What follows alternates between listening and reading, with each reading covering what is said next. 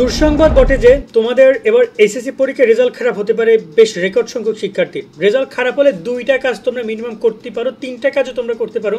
3 নম্বর কারণ অনেক ঝুঁকিপূর্ণ, বাট আমি তোমাদেরকে মিনিমাম দুইটা কাজ করতে বলবো যদি কোনো কারণে রেজাল্ট তোমার প্রত্যাশা পূরণ করতে না পারে। তুমি একটা পরীক্ষা দিয়েছো, তোমার তো একটা ধারণা হয়েছে কেমন নাম্বার কি পাইতে পারি, এমসিকিউ অ্যান্সারগুলো আমরা বলে দিয়েছি, কেমন কি পেতে পারো তোমার একটা আইডিয়া হয়েছে। এখন এই জায়গা থেকে তোমার যদি রেজাল্ট কোনো কারণে খারাপ আসে, অনেক সময় শিক্ষা বোর্ডের নিজেদের ভুলে এটা করে নাম্বার রেজাল্ট কম আসে বা ফেল আসে অথবা খারাপ আসে। আবার অনেক সময় শিক্ষকদের ভুলেও হয়, আবার অনেক সময় তোমার ভুলেও হয়।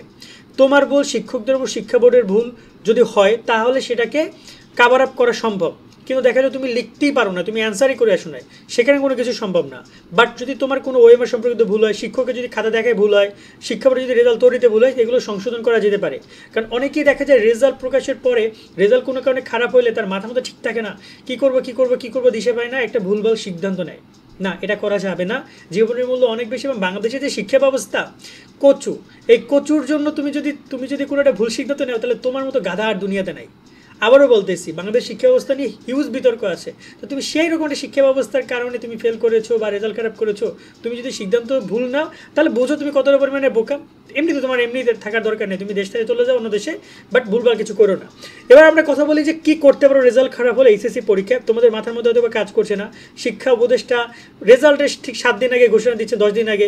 গুগল প্লে স্টোরে যে এইচএসসি রেজাল্ট 2025 লিখে সার্চ করলে 1 নম্বরে কমলা এইচএসসি রেজাল্ট 2025 লেখা লোগোযুক্ত এই অ্যাপটি ইনস্টল করে নাও। এই অ্যাপ থেকে মার্কশিট সহ এইচএসসি রেজাল্ট দেখার পাশাপাশি ফল পুনরীক্ষণ, ব্রথবৃত্তি, জিপিআই ক্যালকুলেটর সহ রেজাল্ট সংক্রান্ত সকল আপডেট ইনস্ট্যান্ট পেয়ে যাবে। ডাউনলোড লিঙ্ক ডিসক্রিপশনে ও কমেন্ট বক্সে দেওয়া হলো। যে অতিরঞ্জিত ফলাফল দিবেন না, আপনি দিয়েন না ফলাফল অতিরঞ্জিত, চাইছে আপনার কাছে স্টুডেন্টরা, ওরা যা আসছে তাই দেন। কিন্তু আপনি এইচএসসির খাতা, আইসিটি খাতা দেখাচ্ছেন হচ্ছে ইসলাম শিক্ষা টিচারের মাধ্যমে। আপনি ওই পোলাপানের জুনিয়র পোলাপানরা খাতা দেখছে এই এইচএসসি পরীক্ষার্থীদের, শিক্ষকদেরকে আপনি শাস্তি দিচ্ছেন। এই যে করছেন, এই যে কত শিক্ষার্থী জীবন ধ্বংস হয়েছে আপনাদের খাতা দেখার ক্ষেত্রে। যদি আমরা বাকি এর আগের প্রসেসগুলো বাদ দিই, যে পরীক্ষা ব্যবস্থা, এর আগে প্রশ্ন কাঠামো, এর আগে আমরা পরীক্ষার সিলেবাস নিয়ে কথা বলি, ক্লাস নিয়ে কথা বলি, স্কুলের অবকাঠামো নিয়ে কথা বলি, বিভিন্ন জায়গায় শিক্ষক সংকট সেগুলো নিয়ে কথা বলি, হাজারটা প্রবলেম তো পরীক্ষার আগেই আছে। আমরা পরীক্ষার পরেই কথা বলি যে খাতা দেখা রেজাল্ট নিয়ে আপনারা যে তামসাটা করতেছেন সেখানেই তো আপনারা সঠিকভাবে মূল্যায়ন করতে পারেন নাই। এখন এসেছেন শুধুমাত্র রেজাল্টের জায়গা থেকে যে অতিরঞ্জিত করা হবে না, তা আবার ঠিক পরীক্ষার 1 সপ্তাহ আগে, যেখানে শিক্ষার্থীরা প্রেশারে ফেলার মতো। আবার বিশ্ববিদ্যালয়গুলো তো তাদের জায়গা থেকে অনেক এগিয়ে আসছে, তারা তাদের ভর্তি পরীক্ষা আগে নিবে। দেখা যায় গত বছর শিক্ষার্থীরা যে বিশ্ববিদ্যালয়ে ভর্তি পরীক্ষার জন্য 4 মাস, 5 মাস, 6 মাস টাইম পাইছে, সেখানে এই বছর 2 মাস 3 মাসও টাইম ঠিক করে পাচ্ছে না। কেন পাচ্ছে না? কারণ তাদেরও খুব দ্রুত ভর্তি পরীক্ষা শেষ করতে হবে, ভর্তি করাইতে হবে, নির্বাচন একটা বাহানা তারা পাইছে। ওকে, সব কিছু বাদ দিয়ে এবার একটু কথা বলি যে এইচএসসির রেজাল্ট যদি খারাপ হয় তাহলে কী করতে পারো। ফার্স্ট যে কাজটা করতে পারো সেটা হচ্ছে বোর্ড চ্যালেঞ্জ। বোর্ড চ্যালেঞ্জ মাধ্যমে তুমি তোমার রেজাল্ট পরিবর্তনের সুযোগ পেতে পারো। এটা হচ্ছে তুমি অনলাইনে আবেদন করবে, এসএমএস এর মাধ্যমে, এসএমএস এর মাধ্যমে তোমাকে আবেদন করতে হবে। বোর্ড চ্যালেঞ্জ কীভাবে করবে এটা তোমাদেরকে আমরা দেখাই দিব, এটা নিয়ে তোমাদের সাথে আমরা ডিসকাস করবো সামনে, সেটা নিয়ে তোমরা প্যারা খাইও না। সেকেন্ড যে কাজটা তোমরা করতে পারো, বোর্ড চ্যালেঞ্জ, আবারও বলতেছি, বোর্ড চ্যালেঞ্জ একটু ছোট্ট করে ডিটেলস বলি। বোর্ড চ্যালেঞ্জে আবেদন করলে যে রেজাল্ট পরিবর্তন হবে এটার কোনো গ্যারান্টি নাই।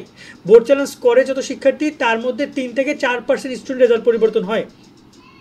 লাইক 10,000 শিক্ষার্থী যদি অ্যাপ্লাই করে তাহলে 3,000, মানে তোমার হচ্ছে যে কত হয়, 3,000, 10% যদি অ্যাপ্লাই করে তাহলে 10,000 বা 1 লাখ যদি অ্যাপ্লাই করে, মূল কথা হচ্ছে 1 লাখ অ্যাপ্লাই করলে 3-4 হাজার বা 5,000 শিক্ষার্থীর রেজাল্ট চেঞ্জ হয়।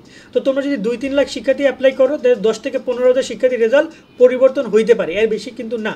মানে সবার রেজাল্ট পরিবর্তন হয় না। এখানেও শিক্ষা বোর্ডের গাফলতি আছে।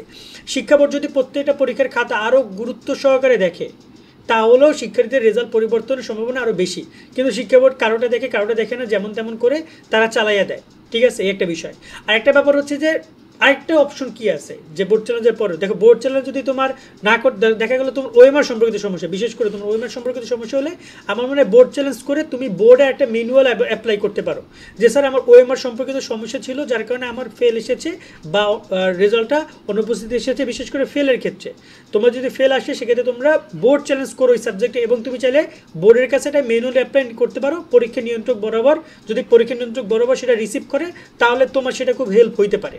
ঠিক ঠিক আছে, এই দুইটা অপশন আছে যেটা তোমরা কাজে লাগাইতে পারো। বাট প্রথমত তোমাদেরকে রেজাল্ট প্রকাশের পরের দিন থেকে বোর্ড চ্যালেঞ্জ শুরু হবে, তোমাদের বোর্ড চ্যালেঞ্জ করার পরামর্শ থাকবে। আর তোমরা যারা জাতীয় বিশ্ববিদ্যালয় কোর্সে ভর্তি হতে চাও তারা কিন্তু আমাদের এই নাম্বার দেওয়া রয়েছে তোমাদের নিচে হেডলাইনে, ওই নাম্বারে জাতীয় বিশ্ববিদ্যালয়ে ভর্তি হয়ে যাও। ইনশাল্লাহ তোমাদের সকলের জন্য আমরা চেষ্টা করবো তোমাদের ভালো একটা সাবজেক্ট, ভালো একটা কলেজ এনে দেওয়ার জন্য। সকলে অনেক অনেক ভালো থাকবা।